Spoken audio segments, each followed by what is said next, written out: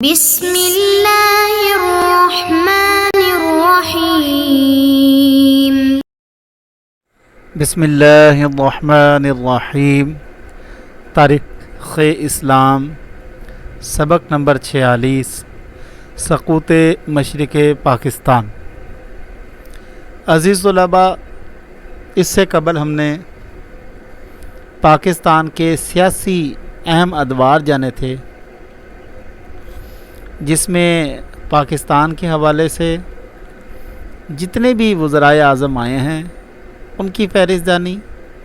نیز ہم نے یہ دیکھا کہ ان میں کن وزرائے اعظموں نے کتنی مدت کے لیے اس پاکستان پر اپنی حکومت کی اور ان کا تعلق کس جماعت کے ساتھ تھا۔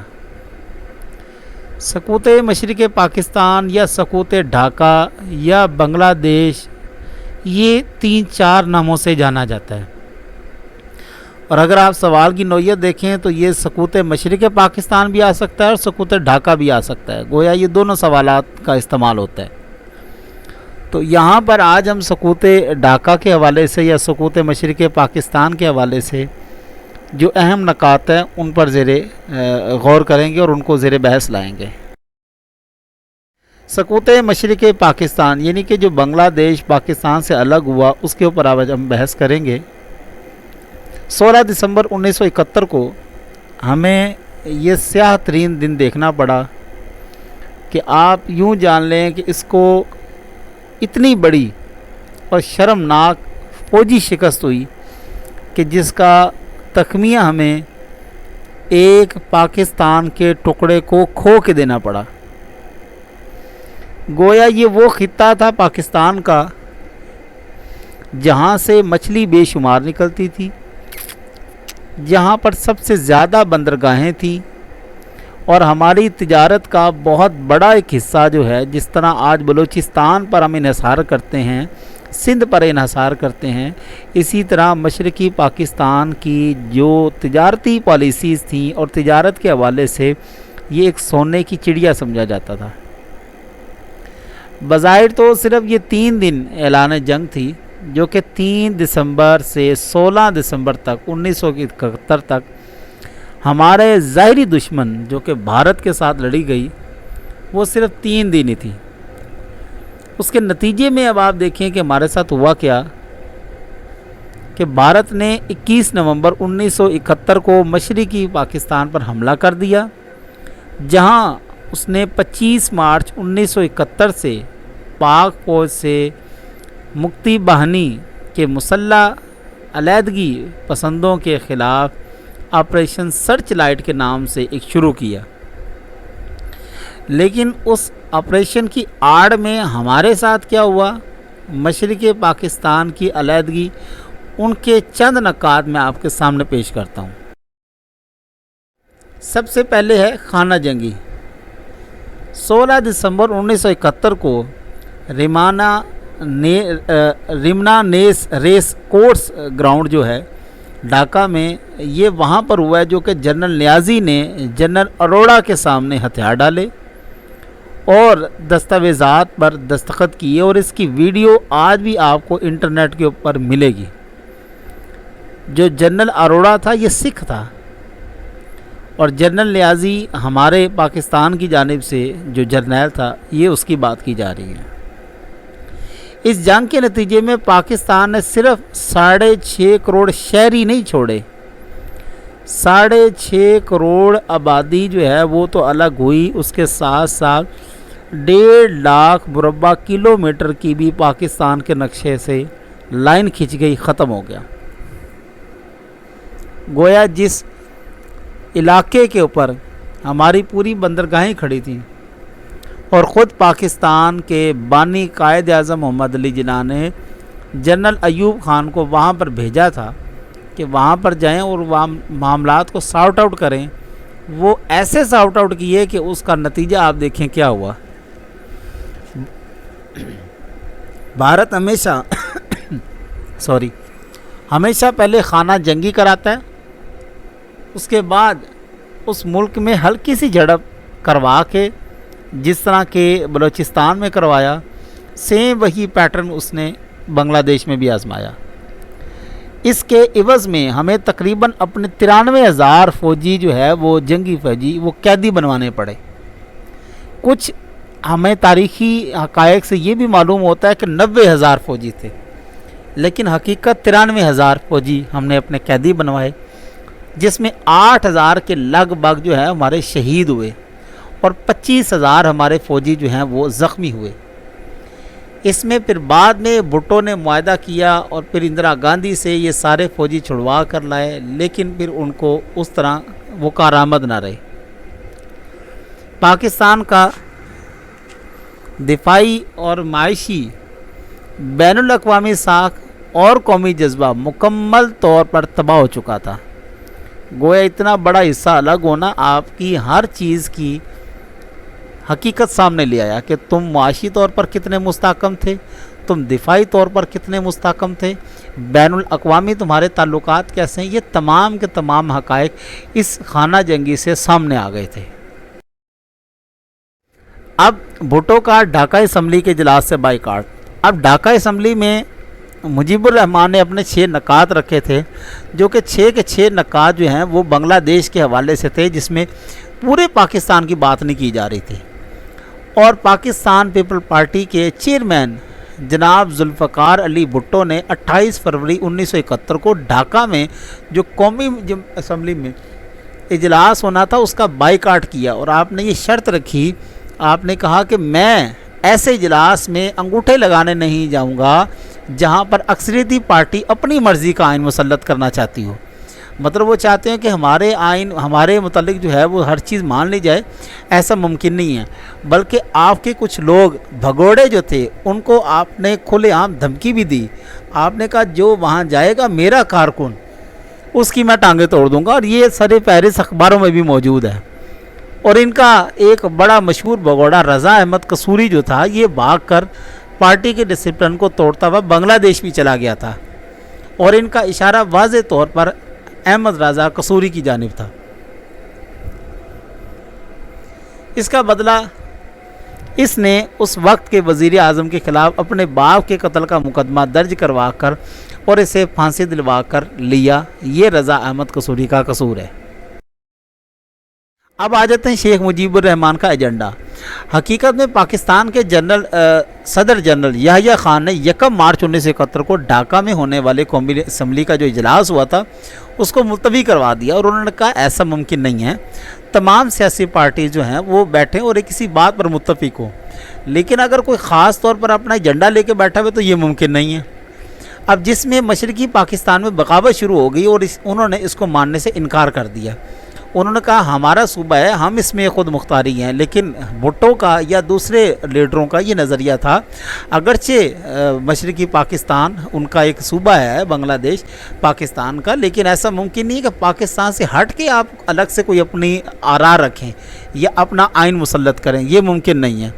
اس میں اس التوا کی بنیاد کی وجہ جو ہے دستور سازی میں شیخ مجیب الرحمان کی ہٹ درمی تھی، جو نیا آئین صرف اپنے 6 نکات پر بنانا چاہتا تھا، اور جس میں صرف اور صرف بنگلہ دیش کی بات تھی، پاکستان کی بات نہ تھی. اب ادھر ہم ادھر تم. اب ایک یہ نعرہ بھی لگایا جاتا ہے کہ جو تاریخ میں بتایا جاتا ہے کہ ذوالفقار علی بھٹو نے یہ کہہ دیا تھا شیخ مجیب الرحمان کو کہ ٹھیک ہے تم ادھر ہو جاؤ ہم ادھر ہو جاتے ہیں. گویا پاکستان کا جو بٹوارہ ہے وہ اس نے کروایا ذوالفقار علی بھٹو نے، لیکن حقیقت ایسی نہیں ہے. آج بھی انٹرنیٹ کے اوپر ان کی تصاویر پڑی ہوئی ہیں، آج بھی انٹرنیٹ کے اوپر وہ اخبار کی، وہ آزاد اخبار کی اور دوسرے مشرق اخبار کی اگر آپ ہیڈ لائنز دیکھیں تو اس میں واضح ذوالفقار علی بھٹو نے کہا ہے کہ ایسا نہیں ہوگا کہ ادھر ہم ادھر تم، لیکن اس کو الگ سے پیش کر دیا گیا. اس طرح ذوالفقار علی بھٹو نے 14 مارچ 1971 کو کراچی کے نشتر پارک میں جنرل یحییٰ کو یہ تجویز پیش کی کہ مشرقی پاکستان میں عوامی لیگ اور مغربی پاکستان میں پیپل پارٹی کو اقتدار سونپ دیا جائے. یہ حقیقت میں اس کی کوئی بنیاد نہیں ہے، لیکن یہ مشہور یہی ہے. اس خبر کو لاہور کے اخبار آزاد نے، جس کا بھی میں نے آپ کے سامنے ذکر کیا، ادھر تم اور ادھر ہم کی شہر سرخی سے شائع کیا تھا، جو نیوز ایڈیٹر عباس اطہر کے ذہن کی اختراع تھی، یعنی کہ ان کی اپنی من گھڑت ایک سرخی تو جنہوں نے لگا دی، حقیقت اس سے الگ تھی. یہ بلا شبہ پاکستان کے صحافتی تاریخ کی سب سے بڑی شاہ سرخی سمجھی گئی ہے، اور جسے بنیاد بنا کر بھٹو کے مخالفین نے انہیں سانحہ مشرقی پاکستان میں ملوث کرنے کی ناکام نہ صرف کوشش کی بلکہ اس میں کوشش کے بعد ان کو تختہ دار تک بھی پہنچایا۔ لہٰذا اس سرخی کا ذوالفقار علی بھٹو کے ساتھ کسی قسم کا کوئی تعلق نہیں ہے، یہ از خود صحافتی لوگوں نے گھڑ کے ذوالفقار علی بھٹو پر لگائی۔ مشرقی پاکستان میں فوجی آپریشن۔ پاکستان کے صدر جنرل یحییٰ خان نے 25 مارچ 1971 کو ملک بھر میں ایک سیاسی سربراہیوں میں پابندی لگا دی۔ کسی جماعت کو کوئی بھی ریلی نکالنے کی، جلسہ کرنے کی اجازت نہ تھی۔ متوقع وزیر اعظم شیخ مجیب الرحمان کو غدار قرار دے کر گرفتار کر لیا گیا، جس سے مشرقی پاکستان کے لوگ ظاہری بات ہے آگ بگولا ہو گئے، اور سب سے بڑی سیاسی پارٹی عوامی لیگ پر پابندی لگا کر بنگالی علیحدگی پسندوں کے خلاف فوجی کارروائی کی، جس میں ایک سرچ لائٹ آپریشن جو اس سے پچھلے درس میں گزر چکا ہے، جس کا نتیجہ 16 دسمبر 1971 کو ایک ذلت آمیز فوجی شکست اور ملک کی تقسیم پر ہوا۔ گویا یہاں پر جنرل یحییٰ نے کچھ سختی کی اور سختی بہت زیادہ کر دی۔ اگر یہ شیخ مجیب الرحمان کو گرفتار یا نظر بند نہ کرتے تو شاید یہ معاملہ یہاں تک نہ پہنچتا۔ سیاسی صورتحال کشیدہ تھی، بہت سخت تھی۔ ذوالفقار علی بھٹو کے درمیان اور شیخ مجیب الرحمان کے درمیان دونوں بڑے تگڑے جو ہے وہ سیاسی لیڈر سے، لیکن یہ بات باہمی ٹیبل ٹاک کے ساتھ حل ہو سکتی تھی، لیکن یہاں پر فوج کا عمل دخل جو ہے وہ اگر کہا جائے مشرقی پاکستان کی علیحدگی کا سبب بنا تو اس میں کوئی دو رائے نہیں ہے۔ قیام بنگلہ دیش کے حوالے سے اگر بات کریں تو قیام بنگلہ دیش صرف 1971 کو بھی نہیں بنا، یہ بھی یاد رکھیں اور یہ ذہن میں بات رکھیں۔ قبل ازیں 2 سال قبل یعنی کہ 5 دسمبر 1969 کو وہ مشرقی پاکستان کو بنگلہ دیش کا نام دے چکے تھے، پہلے سے وہ ڈیسائیڈ کر چکے تھے کہ ہم نے کس راہ پر چلنا ہے، ان کا مشن ویژن ہر چیز ان کا کلیئر تھا۔ یعنی کہ 1968 میں اگر طلہ سازش کی کیس میں عملی طور پر سامنے آ چکے تھے، اور اسی ایجنڈے پر انہوں نے 1970 کے انتخابات جیتے بھی تھے، جو اصل میں بنگلہ دیش کے قیام کا ریفرنڈم مانا جاتا ہے۔ یوں سمجھ لیں کہ یہ 1968 سے کام شروع ہو چکا ہوا تھا، جو کہ 1971 میں تکمیل پایا۔ اس طرح پاکستان سے علیحدگی اور ایک آزاد بنگلہ دیش کے قیام کی وجہ یہ تھی کہ 25 مارچ 1971 کو پاکستان کے فوجی صدر جنرل یحییٰ خان نے، جو 1970 کے انتخابات میں فتح حاصل کرنے والی عوامی لیگ پر پابندی لگائی تھی، متوقع وزیر اعظم جو کہ شیخ مجیب الرحمان نے بننا تھا اس کو غدار قرار دیا اور اس کو بند کر دیا گیا، نظر بند کر دیا گیا، اور اس کے بعد سرچ لائٹ آپریشن جو ہے وہ ایک شروع کیا، جس میں بنگلہ دیش حاصل کرنے والے جوانوں کو یا اس تحریک کے چلانے والے لوگوں کو نہ صرف کھلے عام مارا گیا بلکہ ان کو قیدی اور بندی بھی بنایا گیا، جس میں مشرقی پاکستان یعنی کہ بنگلہ دیش میں زیادہ آگ بھڑک اٹھی۔ نتیجہ اس کا کیا ہوا؟ 16 دسمبر 1971 کو سقوط مشرق پاکستان یعنی کہ بنگلہ دیش کا قیام ہو گیا۔ یہ 16 دسمبر 1971 کو بنگلہ دیش قیام میں آیا ہے، ان کا یہ آزادی کا دن ہے یا ان کا علیحدگی کا دن، جس طرح بھی اس کو سمجھ لیں۔ لہٰذا اگر آپ ساری اس بات کا خلاصہ اس پیج کے اوپر اگر آپ نکال لیں تو یہ 1968 سے کام شروع ہوتا ہے 1969 میں، اور اس کے بعد یہ سب سے زیادہ جو معاملہ ہے 1971 میں جنرل یحییٰ نے جو غدار قرار دیا اور سرچ لائٹ آپریشن شروع کیا اور اس کو غدار کرا کے بند کیا گیا، یہ تمام معاملات اس کی کڑی موجود ہیں۔ سبق دیکھیں تو مشرقی پاکستان محض سیاسی بحران کی وجہ سے الگ نہیں ہوا، بلکہ اس میں فوج کا بہت بڑا کردار ہے۔ ہمارے ہاں لوگ حقیقت سے جو ہے وہ کنارہ کش ہو کر کچھ یہاں پر بات نہیں کرتے، لیکن حقیقت جو ہے وہ کبھی چھپ نہیں سکتی، حقیقت سب کے سامنے عیاں ضرور ہوتی ہے ایک نہ ایک دن۔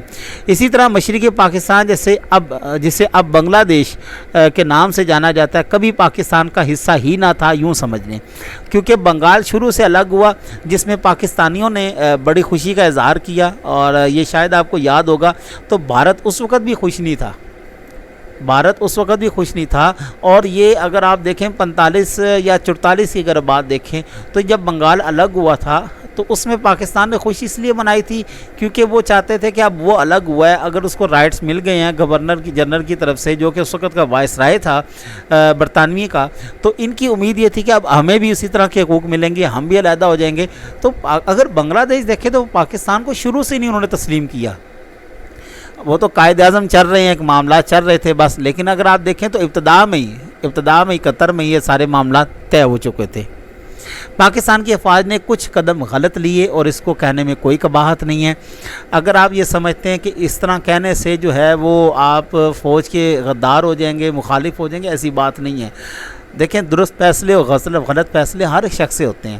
اگر پاکستانی فوج کے دیکھیں تو وہاں پر جو جنرل یحییٰ نے کام کیا اس کو یہ کرنا ہی نہیں چاہیے تھا. اس کا کام ہی نہیں بنتا تھا کہ فوج کا کام ہی نہیں سیاست میں مداخلت کرے گا. سیاسی صورتحال وہ جو بھی کشیدگی چلتی ہے, لیکن کبھی بھی اتنا بڑا قدم سیاست کے حوالے سے نہیں اٹھایا گیا کہ جس میں ملک کے دو ٹکڑے ہو جائیں. جب آپ کسی کو غدار قرار دو گے, ان کے لوگوں کو مارو گے, ان کو جیلوں میں اٹھا کے ڈالو گے, تو آپ کا کیا خیال ہے کہ وہ نہیں پھر آگے سے کوئی رد عمل پیش کریں گے؟ ظاہری بات ہے اس کا رد عمل آپ نے 16 دسمبر 1971 کو دیکھ لیا. پھر کیا ہوا؟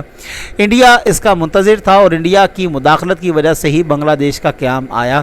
اور اس میں یہ میں آپ کو بات بتا دوں کیونکہ جب بنگال الگ ہوا تھا تو اس کا انڈیا خوش نہیں تھا, پاکستان بڑا خوش تھا, لیکن انڈیا کو یہ بات چبھ رہی تھی, لہٰذا اس نے اندر پھر اپنے ٹاؤٹ چھوڑے اور اپنے لوگوں کو چھوڑا, جس کی وجہ سے پھر بنگلہ دیش میں بغاوت جو ہے اس نے باقاعدہ سر اٹھایا, جس کو کچلنے کے لیے سیاسی حل کوئی نہیں کیا گیا, ٹیبل ٹاک کوئی نہیں کی گئی, بلکہ فوجی جو ہے وہ بوٹ کا استعمال کیا گیا, جو کہ میرا خیال ہے کہ نامناسب تھا. الغرض عزیز طلباء, یہاں پر سقوط ڈھاکہ کے حوالے سے یا سقوط مشرق پاکستان کے حوالے سے جو ہم نے آپ کے سامنے نکات رکھے ہیں وہ یہاں پر مکمل ہوتے ہیں. انشاءاللہ تعالی اگلے درس کے ساتھ ملیں گے, تب تک کے لیے اجازت دیجیے. اللہ حافظ.